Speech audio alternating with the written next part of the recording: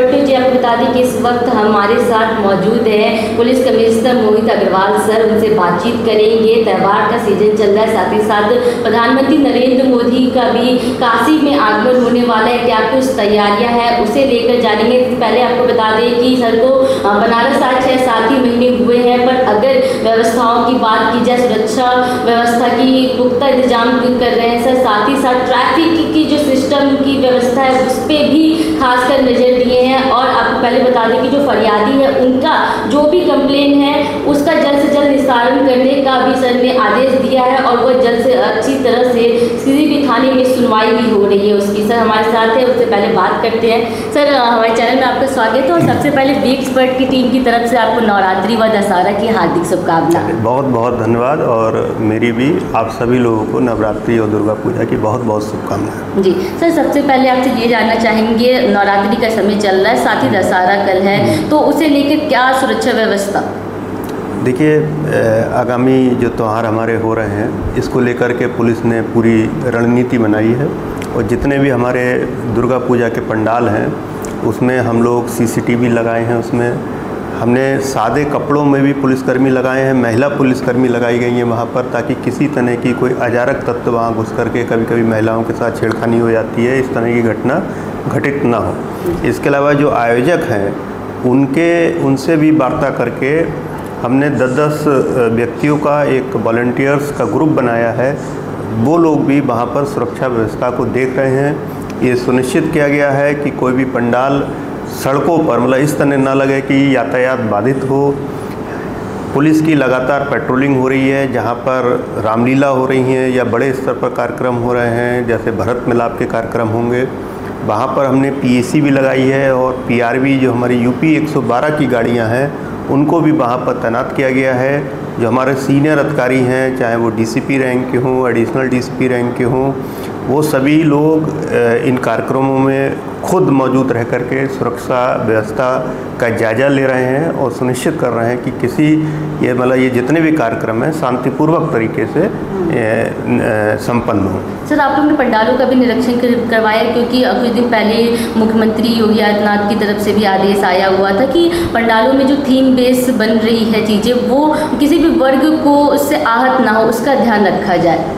बिल्कुल, समाज में जो भी कार्यक्रम हो रहे हैं शांतिपूर्वक तरीके से, सौहार्दपूर्ण तरीके से मनाए जाने चाहिए। कहीं भी विद्वेष की भावना उसमें ऐसा ना हो कि दो वर्गों के बीच में या दो समूहों के बीच में किसी तरह का विवाद पैदा हो। इसके लिए हम लोगों ने यहाँ पर पीस कमेटी की बैठक भी आयोजित की हैं, जिसमें सभी संप्रदाय के सभी वर्ग के लोग बुलाए गए वहाँ पर थाना लेवल पर, और उनके साथ बैठक की गई, और जहाँ जहाँ लोगों ने जो समस्याएं बताई क्षेत्र में उनको दूर किया गया। सर देखा ये भी गया है, जब से आप आए हैं बनारस तो ट्रैफिक सिस्टम में भी काफ़ी बदलाव देखने को मिला है। सर यह भी जानना चाहिए कि आगे की क्या प्लानिंग सर? देखिए, बनारस जो है हमारे माननीय प्रधानमंत्री जी का संसदीय क्षेत्र है। इसके अलावा यहाँ लाखों की संख्या में प्रतिदिन श्रद्धालु आते हैं, जो पूरे हमारे देश से आते हैं, विभिन्न प्रदेशों से आते हैं, और विदेशों से भी आते हैं जी। इसलिए एक ऐसी छवि हम उनको देना चाहते हैं, एक ऐसी इमेज वो लेकर के जाएं कि उसके बारे में वो अपने प्रदेश में, अपने देश में इस शहर की बात करें, यहाँ के सिस्टम को वो रेप्लिकेट करें अपने अपने जनपदों में।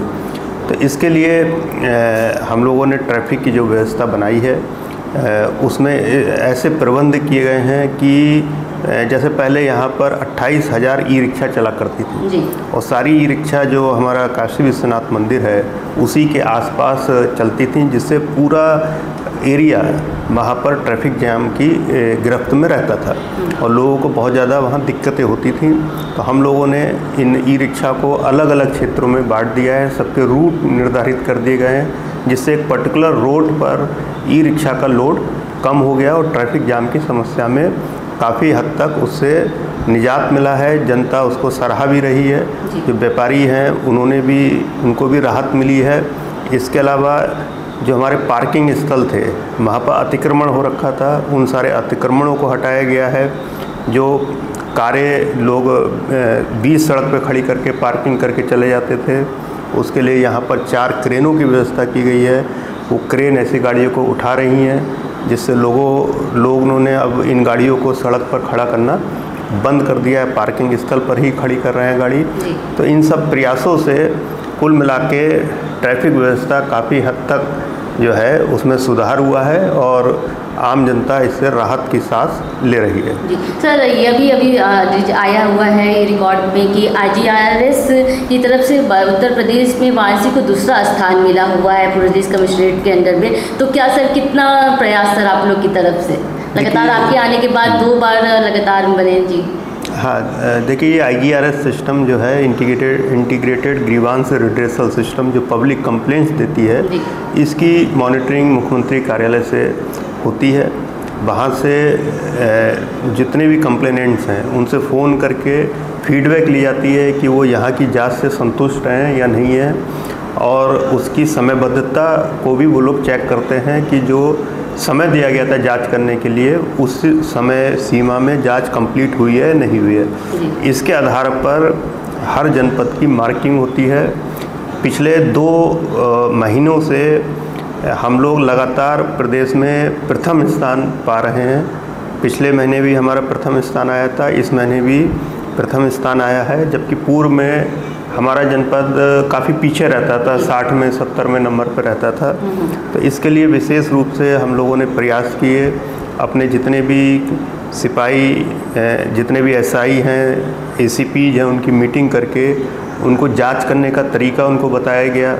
उनको ये हम लोगों ने बताया कि किन किन बिंदुओं पर जांच करनी चाहिए, जैसे एप्लीकेंट का बयान लेना ज़रूरी है, मौका मुआयना करना ज़रूरी है, और उससे हमारी गुणवत्ता जो थी जांच की वो इम्प्रूव हुई है, और उसी की वजह से ये जो रैंकिंग है वो हमारी काफ़ी इम्प्रूव हुई है, और जो आम जनता है उसको उसकी समस्याओं का निदान हुआ है। जी तो ये तो देखा जा रहा है कि जो व्यवस्थाएं हैं जो आम जनता के लिए भी है उनका जो निस्तारण हो जा रहा है, समस्या का जल्द से जल्द हो जा रहा है। पर सर अभी फिलहाल में ही देखा गया कि काशी विश्वनाथ मंदिर में एक घटना घटित हुई, गर्भगृह में एक औरत की गिरने की घटनाएं, कई पुलिसकर्मी सस्पेंड भी हुए। सर क्या कुछ कहेंगे तो इस पर?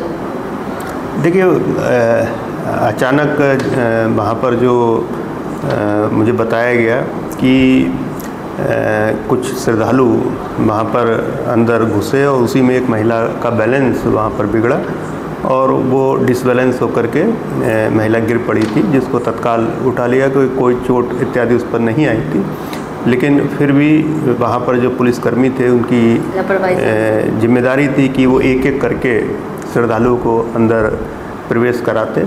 तो इसके लिए जिनकी इसमें लापरवाही पाई गई है उनके विरुद्ध कार्रवाई हुई है। इसके अलावा हम लोग वहाँ ब्रीफिंग करके अपने फोर्स को और ब्रीफ कर रहे हैं कि किस प्रकार से सुगम दर्शनार्थियों को हो, किसी तरह की वहाँ अराजकता या धक्का मुक्की दर्शन करने में ना हो, और जो श्रद्धालु आए हैं वो आराम से भगवान के दर्शन करके जाएं। सर प्रधानमंत्री नरेंद्र मोदी का आगमन होने वाले कुछ दिनों में क्या कुछ व्यवस्थाएं सुरक्षा को लेकर?